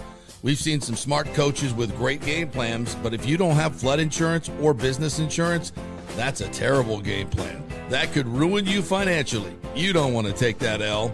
So call 813-877-7799 and let their friendly agents quarterback your insurance and save you big money. Italiano also sponsors our FSU report every week, so go Noles. 813-877-7799 or go to italianoinsurance.com. JP here for my friend Jason Fawcett, owner of On-Site Construction. They do residential and commercial renovations and new construction. As a leading home builder and general contractor, On-Site Construction prides itself on transforming homes through superior craftsmanship, dedication to client vision, and an unmatched commitment to quality and service. It's about building relationships. We take the time to understand our clients' needs, preferences, and budgets so that we can deliver a personalized experience tailored to their unique vision. From the initial designs to the final touches, we're there every step of the way, ensuring that the end result mirrors your vision. Here are some testimonials from happy customers. G. Gibson says, no hidden costs, very honest, reliable, creative, and communicates well. Reasonable and fair with their pricing, no hidden costs. C. Smith said, did not disappoint. I'm very happy with the work. This company really cares and will take care of it. So if you're just thinking about building or renovating, give us a call and let's see what's possible. 813-579-5789 or check out our website at onsiteconstructionfl.com. Are you having legal issues with a business partner or other legal business issues? The attorneys at Walters, Levine, and DeGrave can help. Call 800-616-0384 for a free consultation. At Walters, Levine, and DeGrave, we've redefined what a law firm can be with top-tier attorneys, personal service, and 26 years of success. From business law to civil litigation, we deliver smart, client-focused solutions. Walters, Levine, and DeGrave recently won a $6.4 million jury verdict from a large real estate developer, and they can win for you too. Walters, Levine, and DeGrave. Let's solve it together. Not attorney spokesman. For a free consultation, call 800-616-0384 or go to walterslevine.com. Offices Tampa, Sarasota. Let's go. Right now, back to the show on FanStream Sports. All right, welcome back to the JP Peterson Show. Thank you guys so much for joining us. We really appreciate it as we expand across the nation. Now in Ohio, FanStream Sports Ohio, FanStream Sports Dallas, and FanStream Sports Tampa. Yes. Go to all of our YouTube channels, like and subscribe. Thank you guys so much for joining us. We got our new beautiful studio here. Do we have a wide shot? Did I dial you up a wide shot of the studio? Yeah, you never gave me that, I don't think. All right, well, I can do that. We got a great studio here. Playing a little golf in the break, we can do that. Oh, nice. Yeah, we can do that. Oh, there you go. Yeah, there we are. There's our beautiful studio. You can come on in here and join us if you become a member at Kingmakers Tampa. So lots of cool things to do here as we get through the football season. We got a great sports bar out there with 15 TVs. We're gonna have a little. We'll have a watch party for one of the big games this year. Can't wait. It's going to be lots of fun. Next week, we'll be on the road at Bowden's on Friday from 10 to noon, right across from Doak Campbell Stadium as FSU gets ready to take on Alabama, 8th-ranked Alabama at the new Doak Campbell Stadium, fully renovated. Mike Alford joined us yesterday, FSU athletic director. He said he's going to stop by on that Friday and say hello to us as well. We should. Pat Burnham's going to co-host with me. So we'll do some FSU stuff. So that'll be fun. I'll be going to the USF game on Thursday night. So I'm going to go USF, get in the car, drive to Tally, and then we'll be on do the show from Tally on Friday morning, and I'll watch that game, and then we'll be back on Monday morning to report back on FSU's huge upset of Alabama. Hopefully. Speaking of Alabama, my friend. Alabama! Who do you have as the SEC champion this year? Alabama? You just want to jump right into it. Like, you don't want to preview. You just want me to divulge. I think Texas is overrated. You just want me to lift my shirt right here without going through any of the steps. No. We do not want that. No, it's your preview. You worked hard on this, so you take the floor, my friend. I'll just chime in wherever I literally worked hard on this during every break of the show just now. Well, see, that's commitment. JP, are you aware that out of the past 6 seasons, 4 of the national champions have come from the SEC? Not in the last 2 years, I'm aware. Not in the last 2. They're slipping. They're slipping. They are. There's parity. That's because they let idiots like Texas and Oklahoma into the SEC. Oh, there you go. Expansion hurts, JP. Expansion hurts. When you want to take over the world, there's a price to pay. Of course I kid. So I thought the easiest way to do this, because really anybody really cares about is the college football playoff. So I broke every SEC team into 3 categories of making the playoffs or not. All right. Because I think most SEC teams have a legit chance of making the college football playoff this year. Most, didn't say all. I think that's fair. Fair. I've got 3 categories, JP. Should be in the running and long shots. Okay. All right. Who's your should be in? Well, let's go with our long shots first. Okay. Because these are your obviously the ones that have the least chance. Look, I think it's going to be a big season for Brent Venables and the Sooners, mainly because of their change at quarterback. John Mateer. You heard me talk about John Mateer last season when he was at Washington State, right? He's a gambling man. Dude, John Mateer's amazing. They got Jaden Ott, running back from Cal. Their defense is going to be good. They got a new offensive coordinator, which they desperately needed. Yes, they did. I think the Sooners are an outside sleeper for the college football playoff. They have to play Texas at the Cotton Bowl here in Dallas, like they always do. They've got South Carolina, Tennessee, Alabama on the road. When you look at South Carolina, also in my long shots category, they bring back one of the league's best quarterbacks in Lenore Sellers. A best quarterback in the league. Maybe, yeah. I mean, he's way up there, right? The problem with that and for him, unfortunately, is had to replace their entire offensive line. Yeah. They had to replace their leading rusher and most of their top playmakers on defense. So luckily he's a great runner. South Carolina could be in a rebuild mode this year. So a long shot. Tennessee, also in my long shots category, JP. They're hoping for a return to playoff. Of course, Nico is out at quarterback. Joey Aguilar comes in after spending the spring at UCLA. Aguilar. Yeah. So you know what sucks? Just a little, if I may, we all were like, "Oh yeah, Nico, he wants more money. Just tell him to get the hell out of here." And everybody clapped. Yeah, way to go, Josh Heupel. Yeah. Now you sit here and Aguilar's your starter, and Nico's at UCLA, and everybody says they're going to have a resurgence because of him. Yeah, you did the right thing, but it sucks, right? It sucks. You don't have an experienced quarterback that you've developed over. Last year it took some lumps as a freshman, and it just sucks. Anyway, doing the right thing doesn't always feel good in the end, and it does.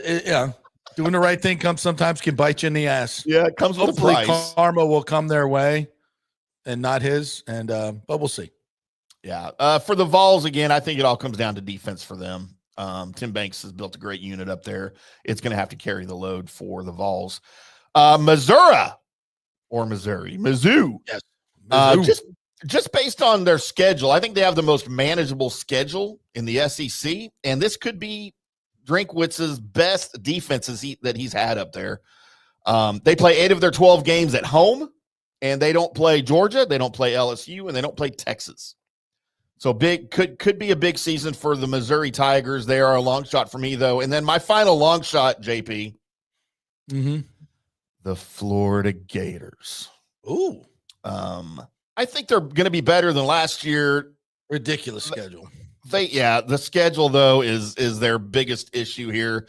They've got the quarterback, and I think they've got the defense to make a run. But good Lord, that schedule, man. So, and Lagway, for all his great talents, and I think he's an incredible talent, he's just off injured, and there's nobody behind him.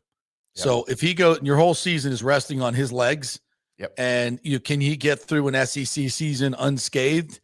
We'll see. But because he's a big kid, I think he's tremendously talented. But man, they are thin. They are thin at quarterback. Mm-hmm. Yeah, depth there could be a question on the roster for sure. So my long shots again: Oklahoma, South Carolina, Tennessee, Mizzou, and the Florida Gators. Okay. JP, my in the running category: LSU, Ole Miss, and Texas A&M. LSU, of course. Yeah, LSU, of course, brings back Garrett Nussmeier. He might give Lenora Sellers a run for the best quarterback in college football. Yeah, I think they're the top two QBs. For sure. He threw for over 4,000 yards last season, 24 touchdowns. Caden Durham, Aaron Anderson are both returning. This offense could be as explosive as we've ever seen at LSU, and that includes the Joe Burrow, Justin Jefferson, Jamar Chase years for sure. Big things, I think.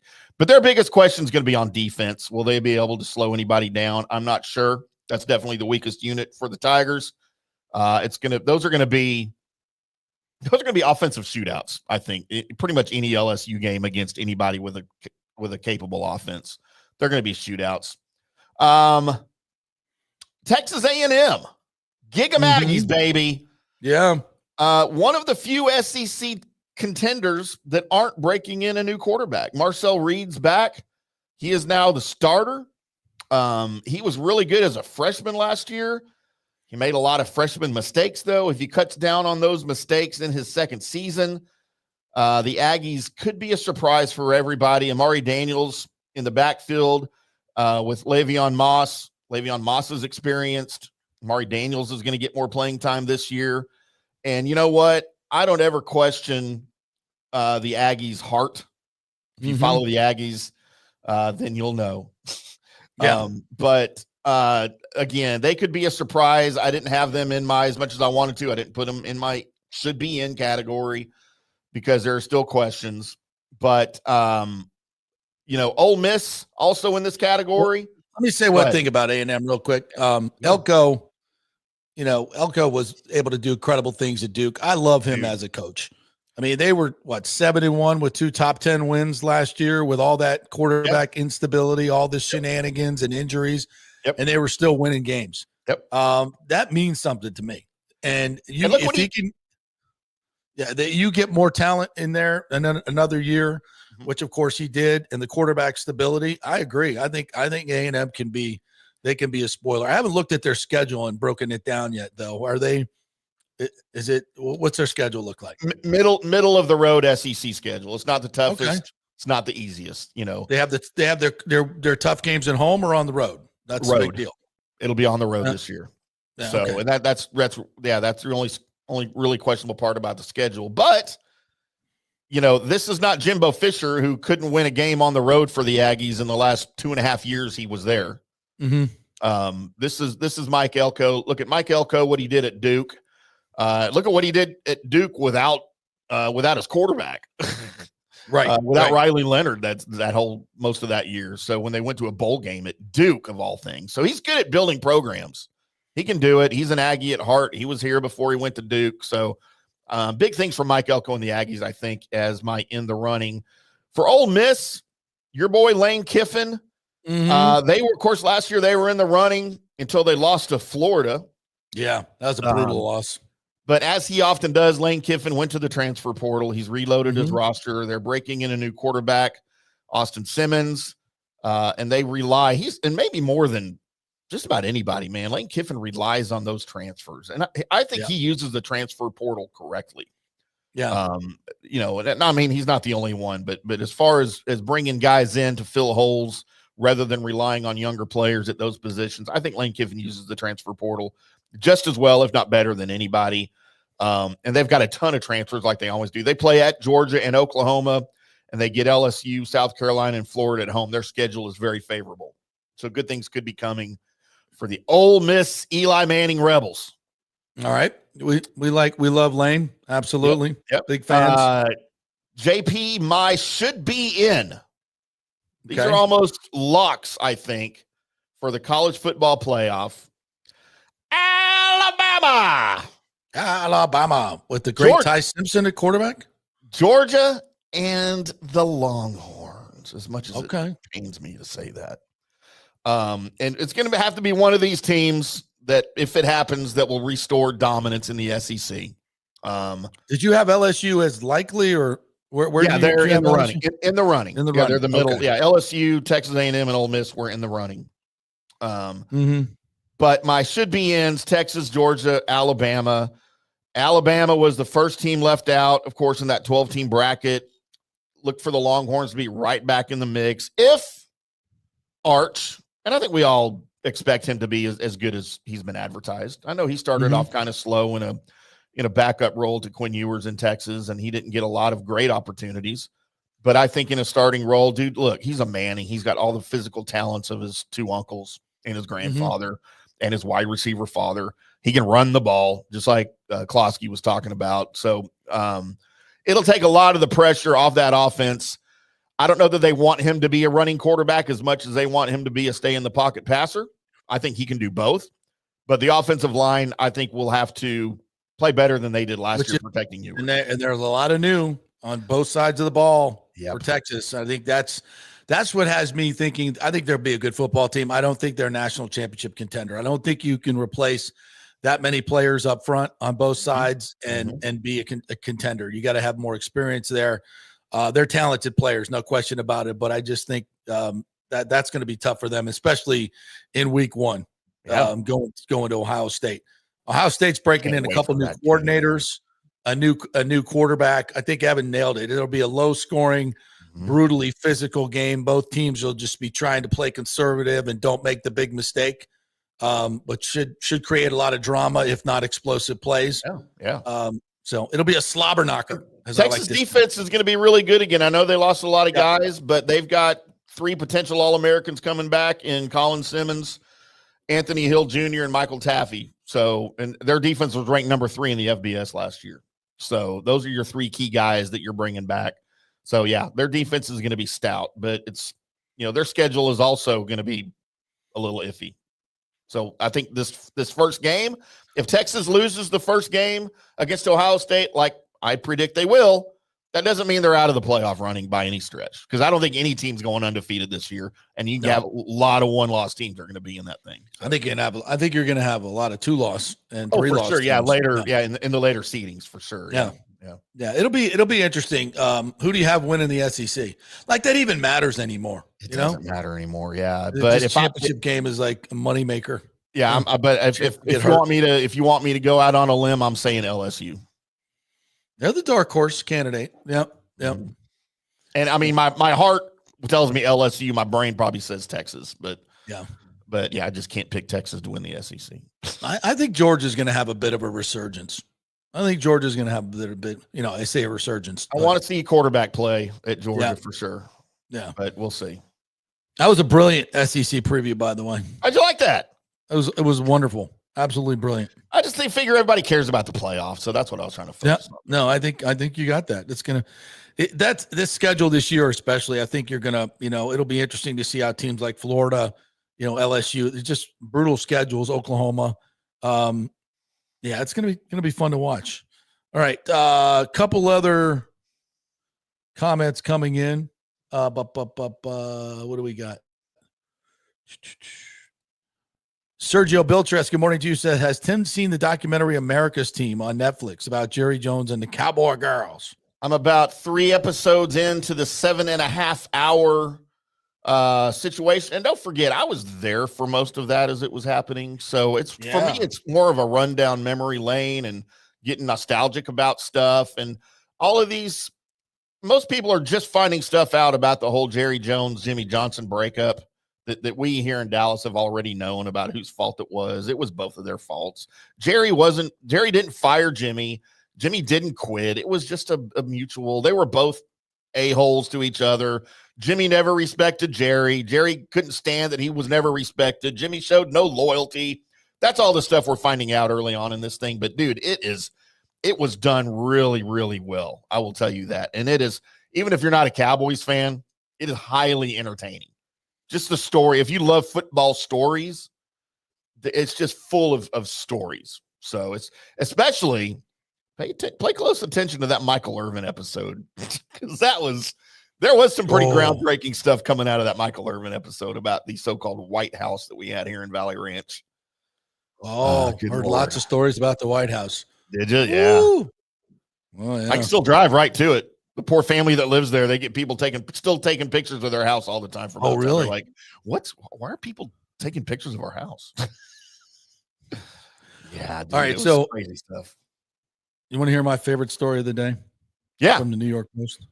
Yes. Tennis star Satya Vickery stirs up defense of OnlyFans account, charging men $1,000 for dates as the U.S. Open kicks off. Quote, easiest money I've ever made. Sasha Vickery. Yeah, it's actually pretty cheap up here. Is making her way through the U.S. Open qualifiers this week, and fans looking to get to know her have to fork over $12.99 a month. The American and 559th ranked player, she was once 75th in the world, but she's 500 now. Divulged that she's also on the adult content creator on OnlyFans, and her experience has been life-changing. I'm very open-minded, she says. It's also the easiest money I've ever made. And I enjoy doing it. Yeah, she won her qualifier yesterday and now faces the 21st ranked player in the world, Elia Seidel, on Thursday. She says, I'm at a stage where I don't do the absolute most on there I'm comfortable with as I need to, and I'm doing really well. I'll never talk crap about girls on OnlyFans ever again for the rest of my life, because the amount I've made on there in my first two days, I am overwhelmed. I'm just shocked, really. She made a reported $2 million in 14 years of pro tennis, ranked as high as number 73, but has been wowed by the response she's gotten. I no longer date for free due to the behavior of men. Okay, so I have a question. Talking to you, Tim Ham. Talking to you, buddy. Hey, I now require a pre-date deposit of $1,000. We can make it happen. Oh, does that mean you get your deposit back? If it's a deposit, you should get it back. I don't think that's the way it works. Look, so does that only if you're Warren Sapp do you try to get the deposit back? Does that $1,000 that I pay her, does that guarantee me a happy ending at the end of the night? I'm not. I don't know what the agreement says. I'm not. Have to pay. You know what? I think that's a down payment. By the way, I think if you want the 5-set match, then you're gonna have to pay a little bit more. Look, I'm gonna pull $1,000 out of petty cash here later. I'm gonna schedule a date with her. Yeah, and I want the overhead smash. It's gonna cost you a little bit more. I just want the underhand experience. If you want the forehand down the line, no, I don't know. There's probably a cost that's going to be involved. You know what would happen, JP? I would double fault. Yeah, you probably would. You probably would. Yeah, but we'll find out. I'm doing it. I know you'd be out of bounds. That's for damn sure. I'm a catch. Yeah, absolutely. All right. Our thanks to Evan Closky for joining us here today. Appreciate him joining us. If you missed anything, you can always go back and listen on our podcast version, Apple, Spotify, wherever you want to get it. It's there for you. Please go like and subscribe to our YouTube channels as well as we roll up the numbers there. Really appreciate you guys doing that. And we will be back tomorrow. Scott Reynolds is going to join us tomorrow, and we'll have some other fun surprises for you as well. See you then.